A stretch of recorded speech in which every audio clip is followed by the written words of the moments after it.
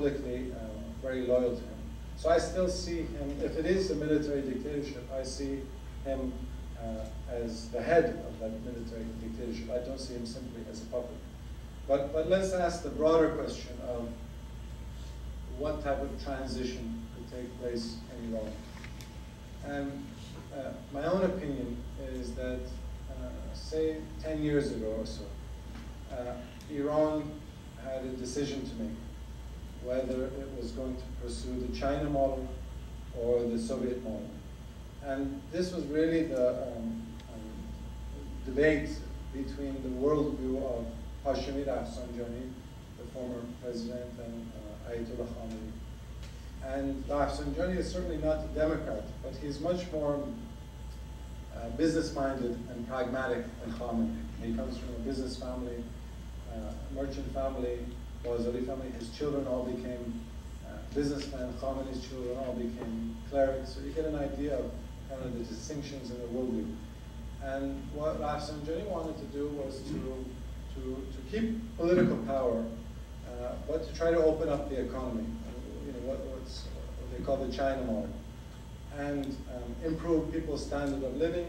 And the idea was that if people's standard of living improves, then they will be less unhappy politically, and this will enhance the security and the longevity of the Islamic Republic. And I think Khamenei argued that no, if we open up the economy, this dilutes our hold on power, and it dilutes these revolutionary ideals, and we could reform ourselves out of power. And I think Khamenei won out.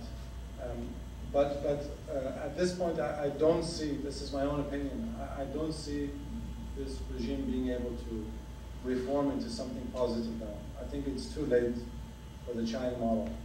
And my own impression is that they pursued the Soviet model. And they're all eventually going to crumble under the weight of their own inconsistencies and cruelty and economic malaise. But I think their fate will, among other things, be decided by where the price of oil is at. And if the price of oil goes back to $120, $130 a barrel, I think they will be able to sustain themselves much longer than if oil prices drop precipitously. So, yeah.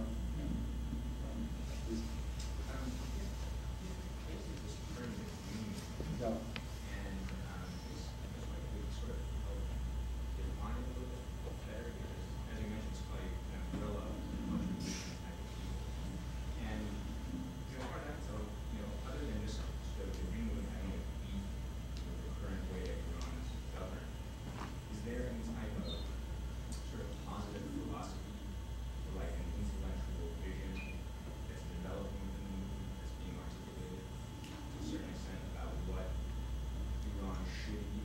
Yeah, that's a great question.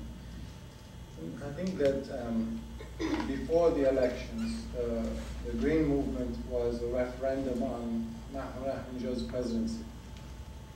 And when the elections were conducted in such a brazen fashion, I think the movement then became a referendum on something much broader, on the way Iran is governed, on the idea of a position of supreme leader.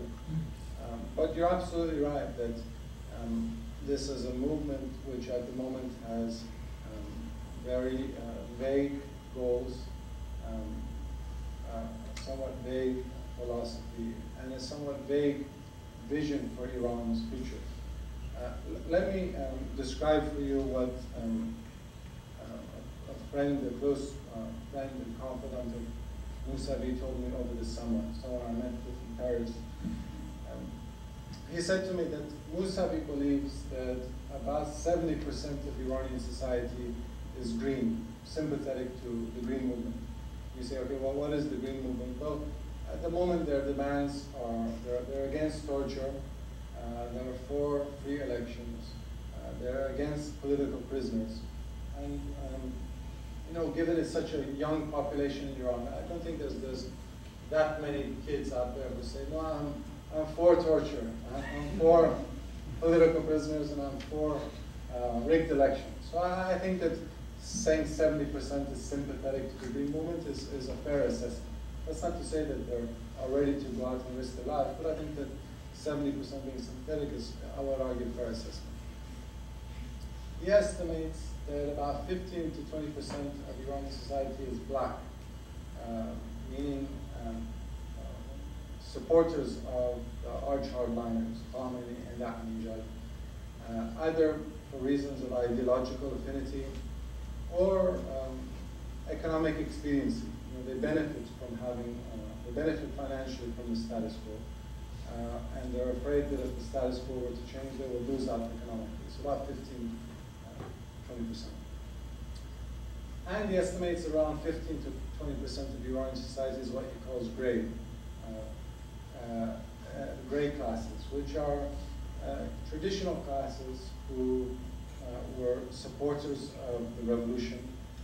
They like the idea of having an Islamic republic, but they've been deeply disillusioned by the events of the last 7-8 months.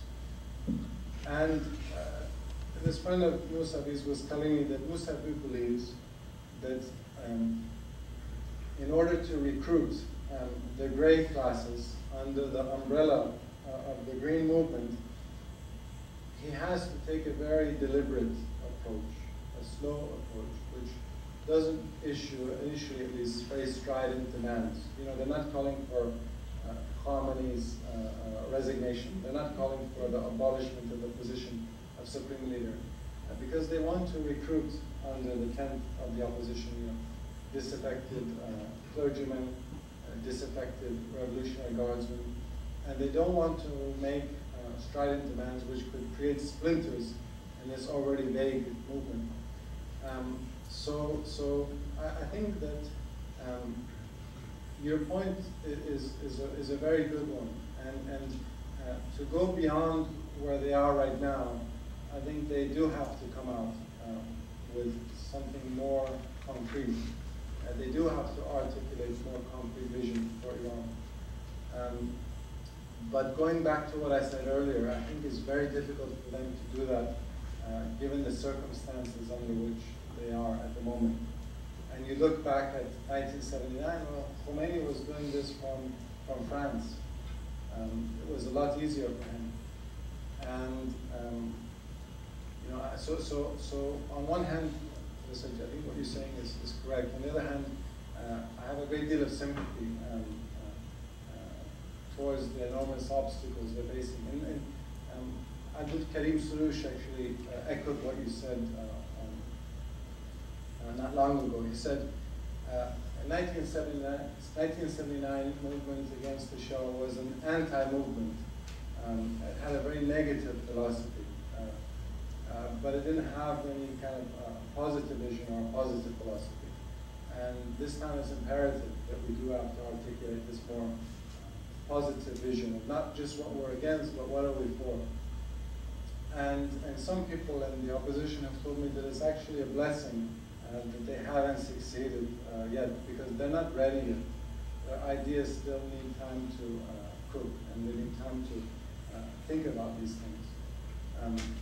But the reality is that this movement encompasses a very broad range of people, from Ayatollah Montazeri to a lot of you in this room who have maybe different visions for Iran.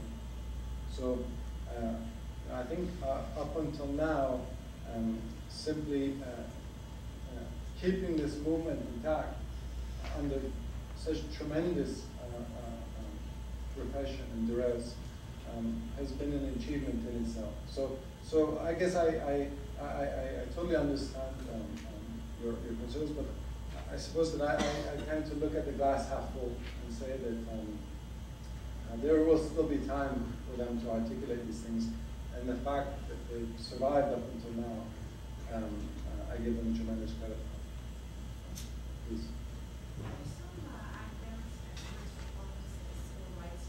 Yeah.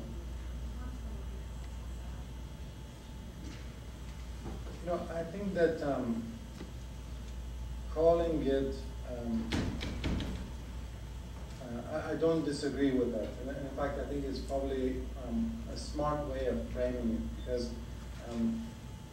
I, up until now, maybe some of you have heard otherwise, but up until now, I have not heard the word inqilab from anyone. Certainly not from the leadership. The word revolution from anyone. I haven't heard it from the leadership of the movement. In fact, they've expressly stated that they're not looking for a revolution. And I've not even heard it from the young people on the streets, which in my opinion is a sign of maturity. That this is a population which already experienced one disillusioning revolution. And their goals are very practical and pragmatic. And they're not utopianists. They're not looking for some type of a ideal society, which, in the way their parents' generation was striving for 2 decades prior. So, in many ways, it is a civil rights movement. If you look at it, you know, your fellow Iranian women, they're looking simply to be treated as equals. These are civil rights. You look at, you know, when I think about Iran, sometimes I think about it in the same way that people thought of South Africa, which was an apartheid state. Well, in my opinion, Iran is an ideological apartheid state. If you don't agree, if you don't subscribe to this Khomeini system of government, if you don't subscribe to the notion of Velayat-e-Faqih, if you're not religious, you can't go anywhere in this government. And I think wanting to change that system is a form of struggle for civil rights. So I think it's a smart way of framing the issue, because I think it puts more pressure on the regime, that people aren't calling for revolution, they're simply calling for their civil rights. And I think in the international context, particularly in the US context, it's an intelligent way of I think, articulating this to an American audience, that we're not simply talking about another group of thugs that want to steal power from the current group of thugs to have their own thuggish regime. We're talking about a very young, brave population that is striving for their civil rights. They're not after power. They're not after wielding power. They want their rights. And you know, I think that, especially when I do a lot of CNN interviews, when you the experience the United States have with African Americans, and I get a lot of emails from African Americans who say that they are so proud of Iranians, and it brings back memories of what they went through. So I personally think that's an intelligent way of framing it, and it's probably a correct way of framing it as well. What do you think the future of the Green Movement is? Because I'm feeling, and I'd also like you to talk about this, I'm feeling a sense of a timetable and a clock that's ticking. You mentioned the word deliberate. So you've got a Green Movement that is really very slowly moving up. You've got a nuclear program that's perhaps, what, 3-4 years away. You've got an Israeli government that allegedly already asked the Bush administration in its final months if they could attack, and they were given no way. We're not going to do it on our way out. So I'm feeling like a lot of clocks ticking. The Green Movement with Israel and the nuclear program. It needs to happen sooner rather than later, but it feels like it is very deliberate. You know, that's absolutely right. It's a great question, and I think that this is a tremendous concern that I have, because I truly think that the greatest threat to this Green Movement is a US or an Israeli strike on Iran. And I don't say this simply as a throwaway comment. I sincerely believe that Khamenei and Ahmadinejad would actually welcome a US strike or an Israeli strike on Iran, because I think that is possibly the only thing that could heal these internal political rifts and silence the opposition. And the way I see it is that 2010, the year 2010, if you were to ask me what is the likelihood of an Israeli strike on Iran, I would put the odds pretty low, 10%, 15%. But if 1 year from now, the